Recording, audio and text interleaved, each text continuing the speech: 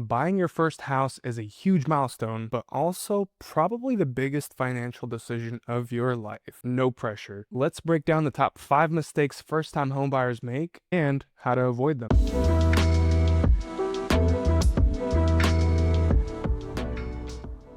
Mistake number 1, house hunting before you get your mortgage pre-approval. Now, I've been guilty of this myself, but what's the first thing that we do as soon as we even think about buying a house? We go on Zillow or Redfin and we start looking at homes that we think that we can afford or that we want. But the mistake is a lot of us do this before talking to any lender, so we have no idea of what those payments are going to look like, what we can actually afford, what we're comfortable with. I get it, shopping for a house is a lot more fun than actually talking about the finances. Before I joined the mortgage industry, I hated even thinking about mortgages because it just seemed like hieroglyphics to me. But looking for a home without getting pre-approved for a mortgage is a huge mistake. In today's competitive market, most sellers will not take your offers seriously unless you have a pre-approval letter from a lender. Think about it. If a seller has multiple offers, they're not going to gamble on a buyer who's not even sure that they can get financing for their house. You can fall in love with your dream home only to lose out because another buyer came in prepared with a pre-approval. It's kind of like planning an epic road trip without getting your driver's license first.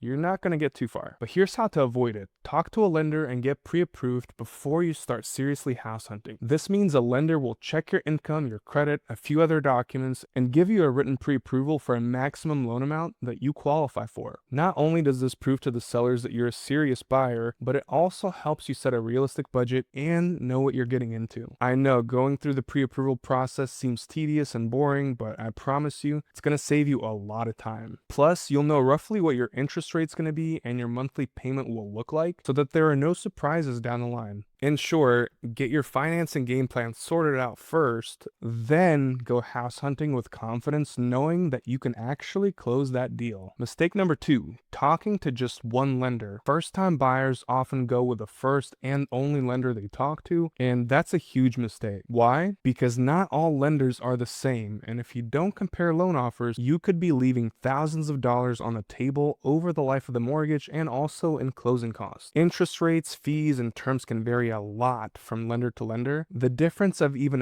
0.5% in interest or a few lender fees may not seem like a lot to you right now, but I promise you over the course of 30 years, it adds up. For example, on a $470,000 loan, the difference of a 6.5% to a 7% interest rate comes out to about $57,000 over the life of the loan. By only talking to one lender, you're basically saying, nah, I don't need to see if anybody can save me $57,000. It's like buying the first car you test drive without even looking at the others on the lot, or marrying the first person that you ever dated. Sure, it could work out, but you're not giving yourself the best chances out there. Here's how to avoid it. Shop around for your mortgage just like you shop a car or a new phone plan. Talk to at least 3 different lenders and consider including 3 different kinds. For example, a big bank, a credit union, and a mortgage broker. When you get multiple quotes, try and get them around the same time because rates do change multiple times per day. That way you can easily compare interest rates and fees side by side. And if you're worried about multiple credit dings, don't worry. Credit bureaus give you a 45-day window to shop around without dinging your credit score multiple times. Here's what I would do. I would compare everything. The interest rate, the points, closing costs, and if there's any junk fees, I would look at those too. And something that I would keep in the back of my mind is, yes, a lower rate is great, but good service and responsiveness matter too, since the mortgage process is stressful. And as a first-time homebuyer, if you don't know what you're getting into or you need some explanation, you want to make sure you can reach out to that loan officer and get some answers rather than have to wait multiple days for a response, which could end up costing you a lot of money and also a lot of headache. By shopping around, you make sure that you're getting the best deal possible and you're not overpaying. Remember, a mortgage is not a one-size-fits-all. You have multiple options. Take advantage of that. Spend a little extra time now to potentially save thousands later. Your wallet is going to thank you. Mistake number 3, draining all your savings for a down payment. I don't know about you, but growing up, I was always told that we have to put 20% down on our house no matter what, mainly because we don't want to pay PMI or private mortgage insurance. And yes, while it's true that putting 20% down on a house will get rid of your PMI, it's not really saving you that much. As a matter of fact, if you put less than 20% down on a conventional loan, your PMI should be between $40 to $150 as long as your credit is good,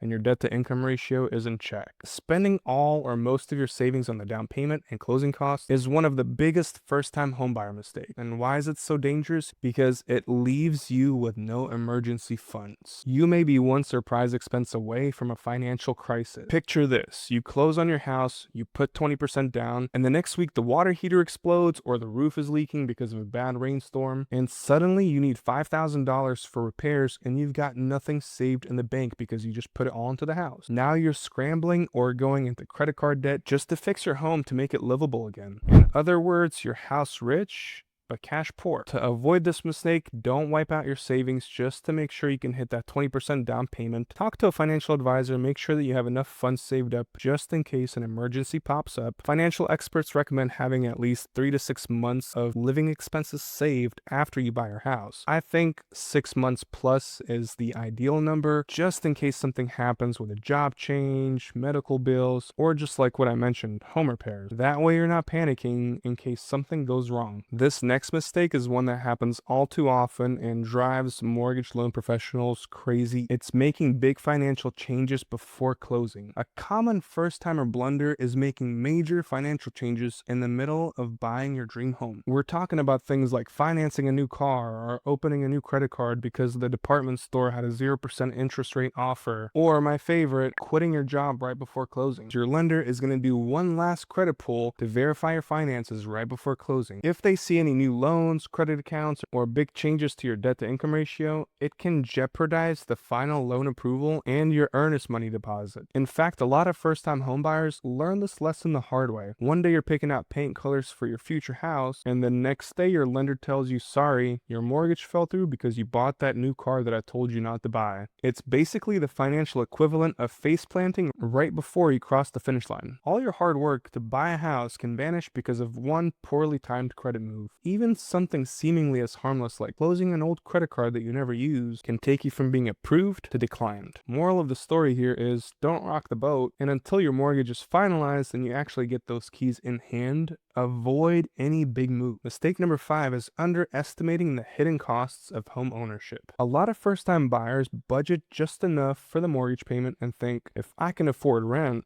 I surely can afford my house. Unfortunately, owning a house comes with a lot of extra costs that new owners typically underestimate. If you had sticker shock at looking at your monthly mortgage, wait until you add up all the other bills. There's property taxes, homeowners insurance, potentially HOA dues, and all the utilities that you have to take care of. That whole house is now your responsibility to heat and cool, not just the tiny apartment. And we haven't even gotten to the big one, which is maintenance and repairs. When you're renting, if the dishwasher breaks or the roof leaks, you call your landlord and they take care of it because it's their property. Now that you're a homeowner, it is your responsibility. One survey found that 66% of first-time homebuyers had unexpected home issues pop up right after they bought their house, and it cost them on average $5,000. No wonder there's so many first-time homebuyers that have buyer's remorse after they buy their house. The shocking thing is, 41% of first-time homebuyers admitted they underestimated the costs of owning a home after purchase. If you don't plan for hidden costs after you buy the house, you could end up stretched way too thin financially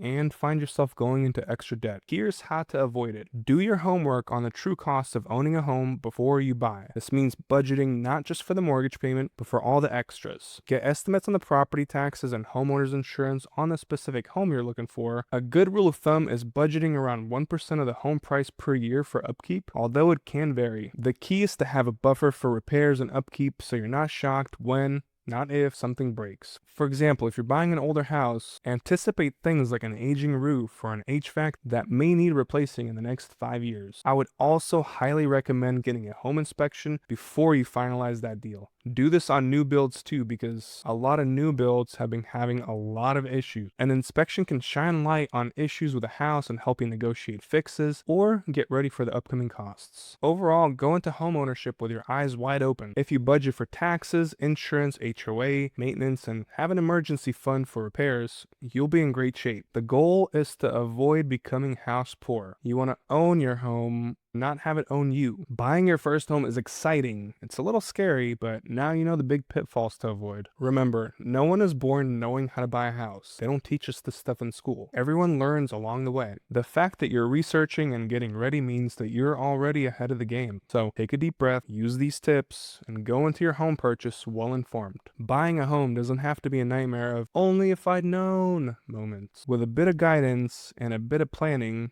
it can actually be a very rewarding experience. Now you might be wondering, Fred, what's a good first-time homebuyer program for me to look into? And I've got that for you right here. Seriously, you should check it out.